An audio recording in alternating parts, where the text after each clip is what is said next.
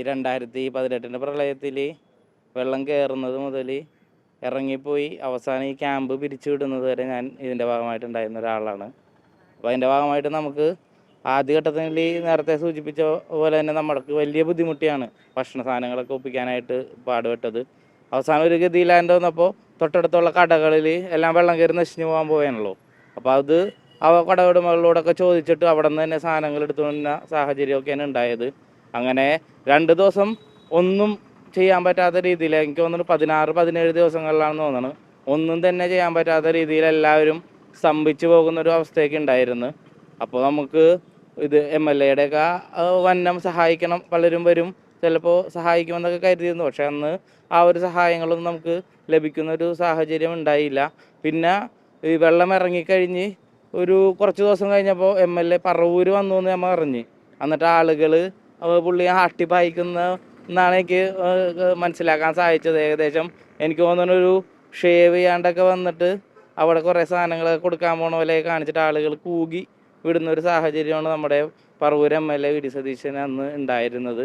പിന്നീട് പുള്ളി ഒരു 6-7 ദിവസം കഴിഞ്ഞപ്പോൾ പുള്ളി ഇവിടെ ഈ ക്യാമ്പുകളൊക്കെ സന്ദർശിക്കുന്ന ഒരു സാഹചര്യം ഉണ്ടായി. പക്ഷേ നമ്മുടെ ക്യാമ്പൊക്കെ അപ്പോഴേക്കും സമ്പന്നമായിരുന്നു. കാരണം DYFIയുടെ തന്നെ പല ജില്ലകളിൽ ഞാൻ അന്നത്തെ ഭാരവാഹി ആയതുകൊണ്ട് എനിക്ക് കോണ്ടാക്ട്സ് ഉണ്ട്. പല ജില്ലകളിൽ നിന്ന് ആളുകൾ വന്ന് ഭക്ഷണം തരുന്ന സാഹചര്യം ഉണ്ടായി.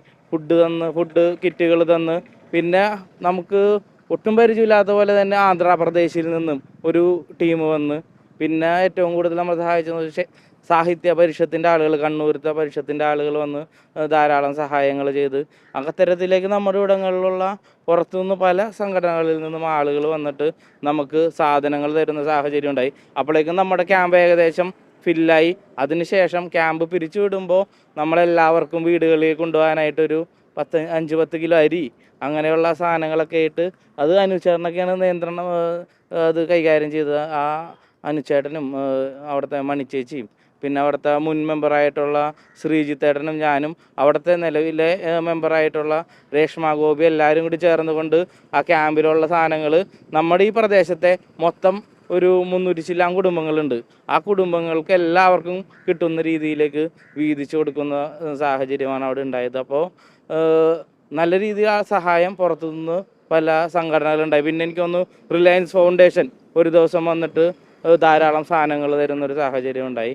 പക്ഷേ MLA-യിൽ നിന്നും നമുക്ക് ആഗ്രഹിച്ച പുള്ളി ഇപ്പോൾ പറയുന്ന അവകാശവാദം ഉണ്ടല്ലോ, എല്ലാവർക്കും ഞാൻ കൊടുങ്ങല്ലൂരിൽ നിന്ന് കടം മേടിച്ചാണ് എടുത്തത് ഇന്ന് നൽകി എന്നൊക്കെ പറയുന്ന ആ ഒരു അവകാശവാദമൊന്നും യഥാർത്ഥത്തിൽ ശരിക്കും ഞങ്ങൾക്കിപ്പോൾ കേൾക്കുമ്പോൾ വളരെ ഒരു തമാശയായിട്ടാവുന്നുണ്ട്. കാരണം ഇപ്പോൾ നമ്മുടെ മുഖ്യമന്ത്രി തന്നെയാണ്, പക്ഷേ അദ്ദേഹത്തിൻ്റെ ഒരു വർത്തമാനങ്ങൾ മൊത്തം ഇപ്പോൾ ഒരു തമാശയായിട്ടാണ് എല്ലാവർക്കും കാണുന്നത്. അത്തരത്തിലേക്ക് ഒരു ഗൗരവമില്ലാത്ത ആ ഒരു മുഖ്യമന്ത്രി എന്നുള്ള രീതിയിലുള്ളൊരു ഗൗരവം കാണിക്കാതെ തികച്ചും എന്തും പറയാവുന്നുള്ള രീതിയിലേക്ക് മാറുന്നു. ഇപ്പോൾ പല ചാനലുകളും, നിങ്ങളെ പോലെയുള്ള പല ചാനലുകളും ഇപ്പോൾ ഫാക്റ്റ് ചെക്ക് എന്നൊക്കെ പറഞ്ഞ് ഇറങ്ങിയാക്കിയാണ്. ആ ഒരു ഗതിയിലേക്ക് നമ്മുടെ കേരളത്തിലെ മുഖ്യമന്ത്രി ഇപ്പോൾ പോയിരിക്കുകയാണ്.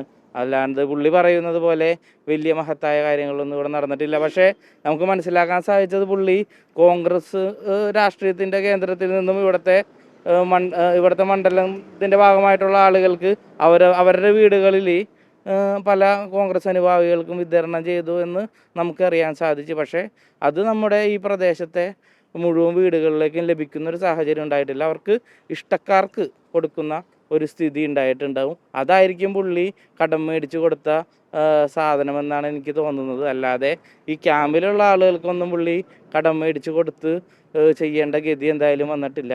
അപ്പോൾ പുള്ളിയുടെ ഇഷ്ടക്കാർക്ക് കൊടുക്കാൻ വേണ്ടിയായിരിക്കും ചിലപ്പോൾ അത് ചെയ്താക്കണമെന്നാണ് എനിക്ക് അതിൻ്റെ ഭാഗമായിട്ട് പറയാനുള്ളത്. തീവ്രമായ സമയത്ത് എന്ന് പറഞ്ഞാൽ MLA-യുടെ ഇടപെടലൂടെ ഉണ്ടായിട്ടില്ല. ഇവിടുത്തെ പല ചെറുപ്പക്കാരുണ്ടായി. പിന്നെ യുവജനങ്ങൾ, വിദ്യാർത്ഥികൾ, അങ്ങനെയുള്ളവരൊക്കെ വളരെ കഷ്ടപ്പെട്ട്. ഇപ്പോൾ ഈ നിൽക്കുന്ന സ്ഥലത്തിൽ എൻ്റെ ഈ ഒരു കൈയിടം ഉയരത്തിൽ പൊക്കത്തിൽ വെള്ളം ഉണ്ടായിരുന്നു. അങ്ങനത്തെ ഒരു സ്ഥലമായിരുന്നു. ആ ഒരു സമയത്ത് ചെറുപ്പക്കാർ നേരത്തെ സൂചിപ്പിച്ച പോലെ വീടുകളിൽ ചെന്ന് അവിടുത്തെ ഗ്യാസ് കുറ്റികൾ എടുക്കാൻ സഹായിച്ച്. ഇപ്പോൾ തന്നെ ഈ തൊട്ട് ഫ്രണ്ടിൽ കാണുന്ന സൂപ്പർ മാർക്കറ്റ് ഉണ്ടായിരുന്നു. ആ സൂപ്പർ മാർക്കറ്റിൽ നിന്ന് ഉള്ള സാധനങ്ങളൊക്കെ എടുത്തിട്ടുണ്ടായിരുന്നു. തൊട്ടടുത്തുള്ള കടകളിൽ നിന്നുള്ള സാധനങ്ങളൊക്കെ, ധാന്യങ്ങളൊക്കെ നമ്മൾ കളക്ട് ചെയ്ത്, പിന്നെ ഈ HDPI സ്കൂളിൽ തന്നെ അവരുടെ വാർഷിക പദ്ധതിയുടെ ഭാഗമായിട്ട് അരി വിതരണമൊക്കെ ഉണ്ടായിരുന്നു. ആ അരിയും ഇവിടെ സ്റ്റോക്ക് ചെയ്തിട്ടുണ്ടായി. അതൊക്കെ എടുത്ത് ശേഖരിച്ചുകൊണ്ടാണ് നമ്മളിവിടെ കാര്യങ്ങളൊക്കെ നടത്തിയത്.